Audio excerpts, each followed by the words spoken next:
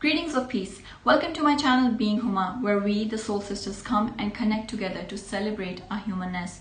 This video is a continuation of a video series in which I read short excerpts from my book 37 Lessons on How to Gain from Loss, a believer's journey from trial to triumph. This is a story of a daughter, a caretaker, who lost her mother to cancer in 2015 and how she was able to turn her trial into triumph and transform her loss into multiple gains. This is my own true story of personal transformation. And today, once again, I would like to invite you to join me in my intimate world of experience by listening to a short path of my journey from the road of loss to the road of gain by reading a short excerpt from my book 37 Lessons on How to Gain from Loss.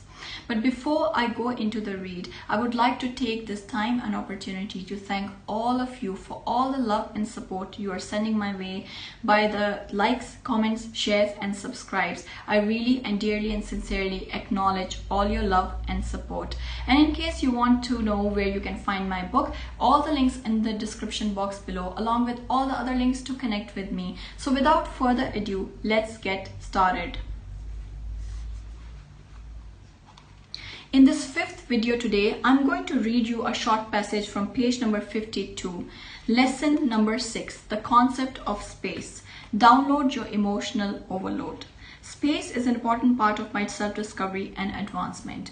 This is a lesson I learned multiple times, multiple ways.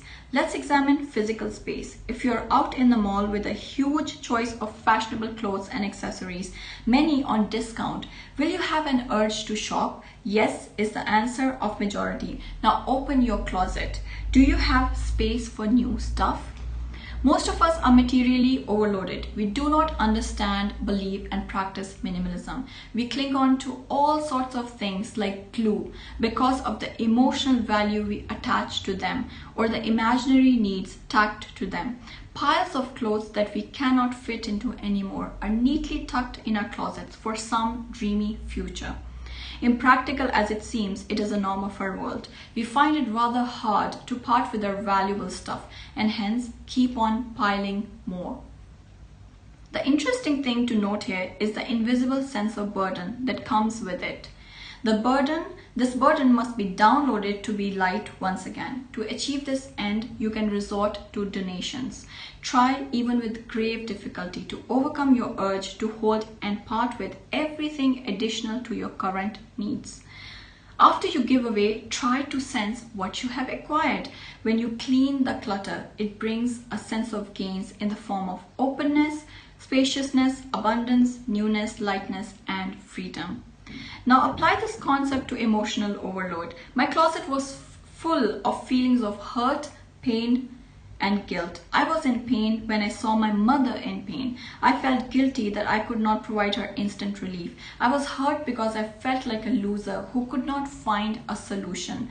I was angry because I was failing. I was overburdened with emotions that did not serve me well. In doing so, I filled myself to the rim with no space left for answers. I was not connected to my source, my creator, Allah. I was not spiritually centered.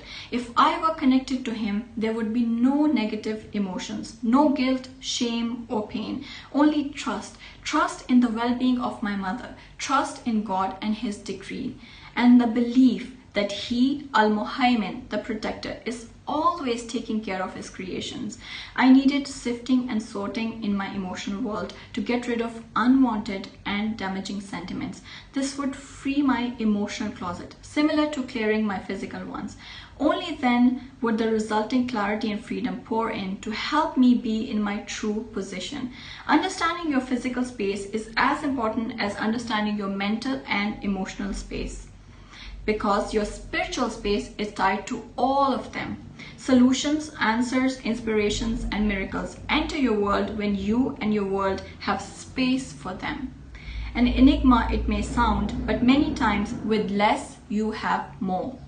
Think about it. When you invite guests, do you make it a point to clean your house before their arrival? Have you found yourself in a situation when the sudden ringing of the doorbell was enough to turn you into a whirlwind, vacuuming your space neat and tidy?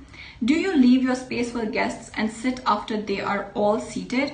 You are welcoming, courteous, and accommodating towards them. Your answers and solutions are like your guests. If you really expect and long for their visit, you must allow it. I was confused why my guest didn't accept my invitation, my eyes pinned on the door, my mind glued to the ringing of the bell, waiting in lengthy anticipation for meeting to come to fruition.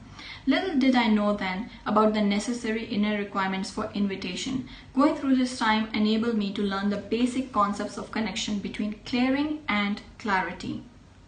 After my mother passed away, there was a strong urge to let go of the heaving load in my physical space that was weighing me down. This lifted me free on my mental, emotional, and spiritual planes. Cleansing automatically awards resonance to the universal rhythms, sinking you back into the original vibration.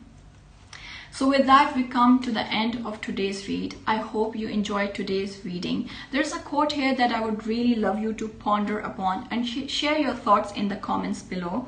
Less is more. Clearing is clarity. Think about it with respect to your mental, emotional, physical, and spiritual planes like we discussed in today's excerpt. Less is more. How could less be more? How could you make less more? Our Soul Sisters community would love to hear your feedback on that. So help them get back into the balanced rhythms of the universal alignment by sharing your comments with respect to your current life. I'm going to put this quote in the description box below along with all the rest of the quotes and all the rest of the description of the content. So share the love, spread the message, and until next time, take really good care of yourself. Love, peace, and blessings.